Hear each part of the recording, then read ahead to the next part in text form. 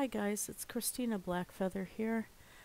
You're gonna have to pardon me. I hope I don't cough throughout this. Been sick for several days. Um, anyway, I thought I would address some of the points of Chantal's video uh, of what she is planning to do for starting January of 2019. And I really hope that she follows through with a lot of her goals and things that she set. I recently had watched her day 5 of her water fast, and she had a lot of things that she stated that she wanted to do in the future. And it sounds actually pretty positive, like my goal of wanting to be able to start running marathons, or at least participating in marathons by fall of 2019. Of course, I have all my sales and pagan pride and all of that in the fall, but something I'm thinking about. She wants to be able to go explore, see things on the world, and maybe volunteer again and do things for people. And I think these are all very, very positive goals, and I hope she is able to stick with them. And I chose this one because, well, this screenshot here, because I happen to really like her eyes. I gotta learn to do that. Anyway, I'm not going to play her video. I'm going to keep this image up, and I'm not going to address all of the points on her video. I just wanted to address the water fasting by itself. She has talked about other things in the video that I will address at later dates, and it's not necessarily addressing her. Her video is a jump start for me on this. Because some of it she has kind of gotten into the woo a little bit and woo diet, and that's the part that I really, really want to address. But water fasting is kind of a mixed thing. Actually, Mayo Clinic does say that intermittent fasting is very good for people because it does cause a form of calorie restriction. And what I have been seeing for different water fasting sites and things is that you don't want to go over 72 hours at max. If you do, you want to do it with a medical professional, and you need to be monitored. And that is because of potential dangers from the fasting itself. Now, Chantal is very heavy, a lot heavier than I am, and I have to say, it amazes me that she's even at day 5. I had to do a 4-day fast of just clear liquids before I had my surgery last October, and of course I still went to work, and that involved lifting patients and stuff. And by day 4, I was so sick. Oh my God, I felt absolutely hideous.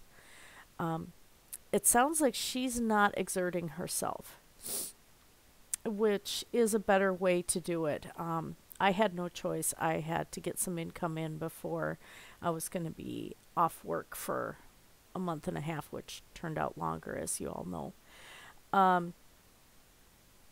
But she's doing a bit better on it. Sounds like she might be in a bit better of a place. She admitted that she was dealing with a lot more with depression. She did state that she had gotten kind of cocky in a way towards people and stuff, and that didn't put her in a good place. And her month break from YouTube helped kind of get her back on track. And I can understand that YouTube can be very, very bad for people in general. I've seen it kind of cause people's lives to fall apart. While some of these people brought this on themselves, there still was contributing factors. So it's a mixed issue for me. But some of her things that she is kind of taken to an extreme, and that's where I'm concerned. She has stated that she has food addiction. She does clearly at this weight. She's got an eating disorder. I mean, it's pretty obvious. You don't just get that way. We're not in the uh, in medieval times or Tudor era or anything like that, where the affluent were heavy because they had the food availability that the peasantry didn't have. We're not in that kind of state now. Um, and there's a whole other issues about our unhealthy food system and things like that that I may address later. But she has decided to go on this 21-day water fast. And as I said, there are sites that, as I've been looking at it, that are saying not to do more than 24 to 72 hours, or to do every other day you have a water fast, things like that. And it can help with allowing the body to become more sensitive to insulin. She is correct about the autophagy, that it can help with the body getting rid of trash material in the body, proteins that have folded wrong, RNA that's folded wrong, things like that. It can have an effect on cancer cells, but it depends on the type of cancer. From what I could look at, I couldn't find anything on specifically ovarian cancer. I don't know if she has that or not. She has stated that she has cysts, and that she's contacted people that have said that the 21-day water fast has cured their cysts. The problem with ovarian cysts is that the majority of them are caused by ovulation. So when you have an egg come out of the ovary, there'll be this little sac of fluid that forms first.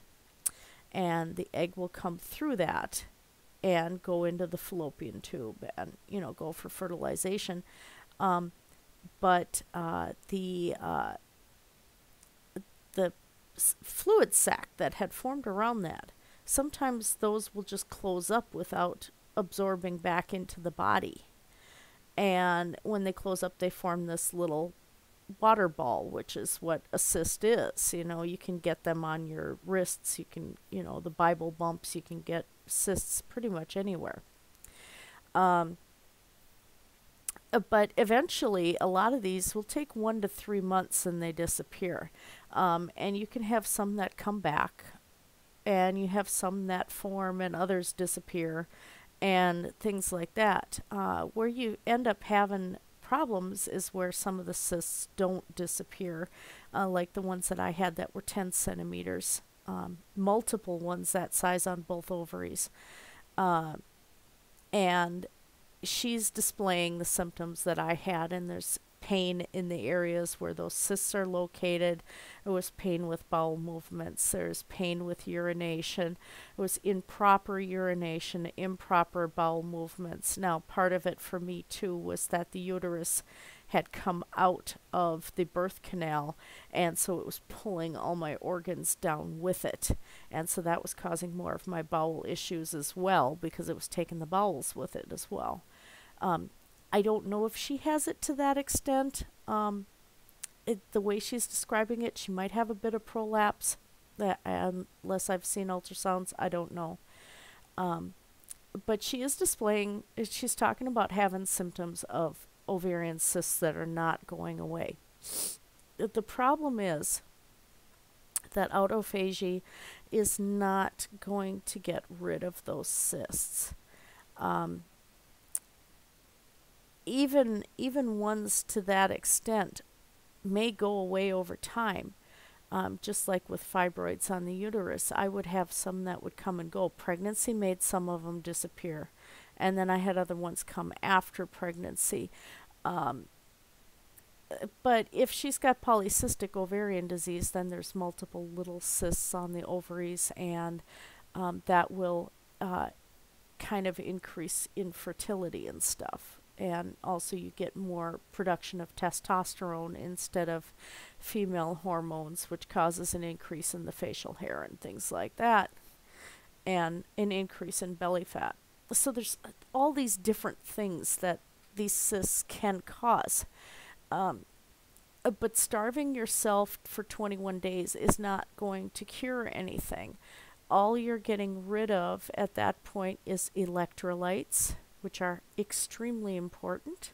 You are getting rid of muscle mass, you're getting rid of water weight, you're actually not getting rid of any fat.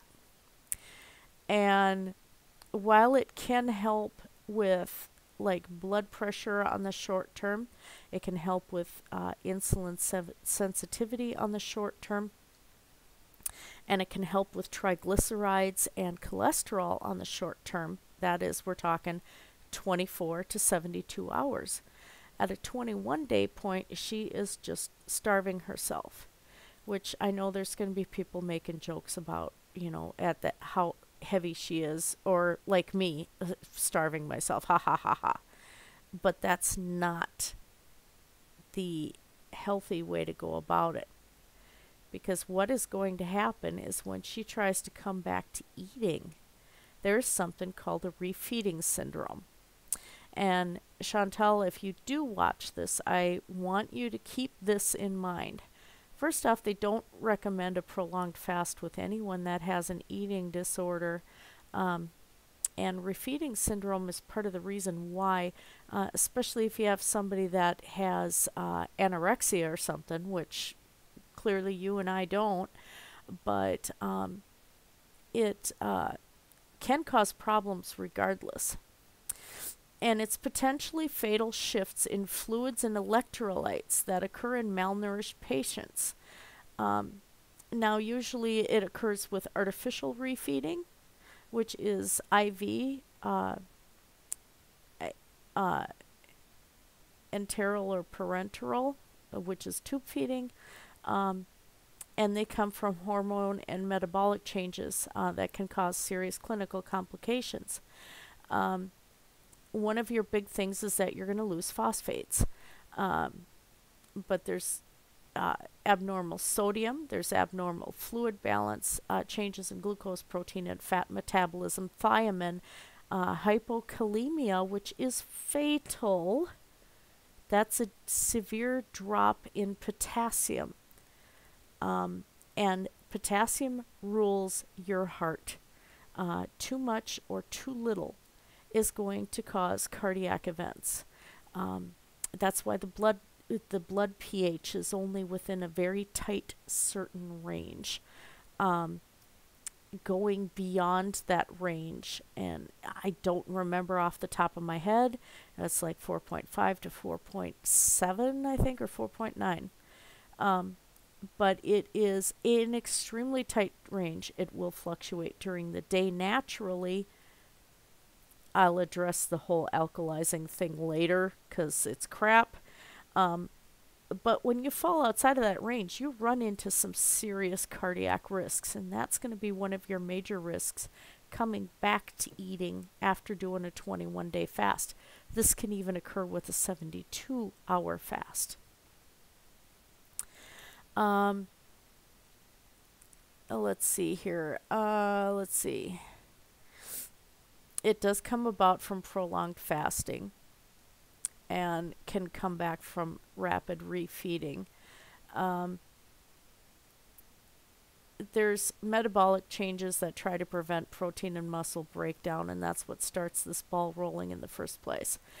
So you're building up ketone bodies and fatty acids as being the food source instead of glucose because you're not taking anything in. And there are intracellular minerals that become depleted, and these minerals are important for the body to function and for the cells to function. This does include phosphate. Let's see here. Glycemia leads to increased insulin and decreased secretion of glucagon. That's during refeeding. And because of the refeeding process, minerals like phosphate, magnesium, and thiamine they are required more, and that's what causes a major part of this disruption. Uh, let's see. Uh, Phosphorus is needed for all intracellular processes, and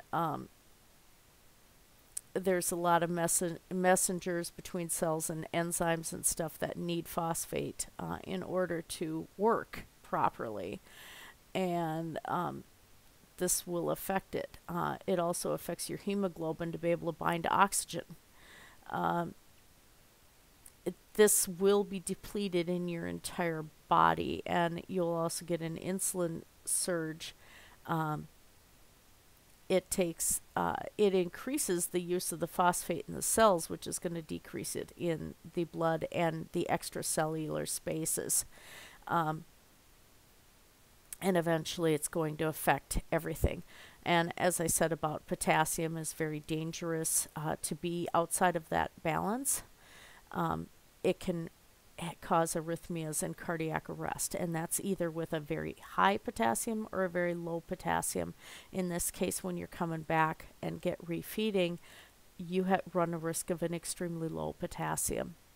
And then magnesium, glucose, let's see, can lead to very high glucose, and then you're at the risk of going into diabetic shock. And it can actually kind of, reverse any decrease you've done towards a fatty liver at that point, which you are at a risk for. I'm at a risk for. I hate Pinterest. Let's see. And of course, magnesium can cause neuromuscular complications and cardiac dysfunction. So if you have a magnesium decreased and you have a potassium decreased, there you go. Vitamins, of course, are deficient, and thiamine is the biggest. It's needed for carbohydrate metabolism. It can cause encephalopathy if you do not get enough of it. Confused state, hypothermia, coma. Yeah, there's all sorts of stuff. And then, of course, sodium and nitrogen. You can get a rapid decrease in renal excretion of sodium and water. And this can eventually develop into fluid overload when you come back to eating, because you do get fluid from your foods. And this I've had to talk to dialysis patients several times about, is that they have to watch what kind of foods they eat. Things like celery are high fluid. Watermelon, you might as well count that as a liquid. Soups, lots of liquid in soups, things like that. And these are things that patients do not realize are high fluid.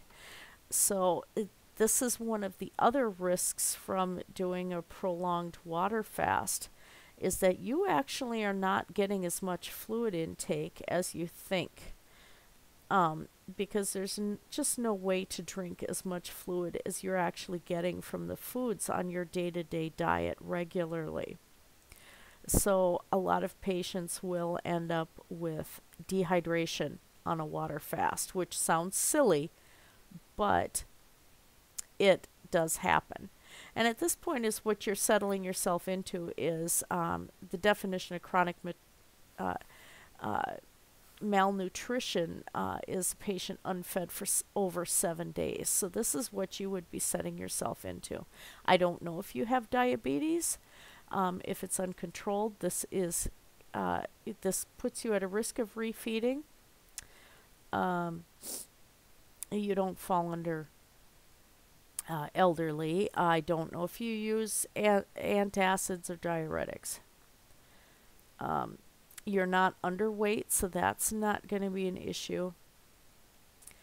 But you do have to keep an eye out on your electrolytes.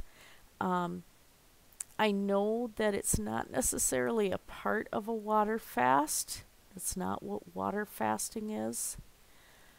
Um, but you can get by with taking Pedialyte.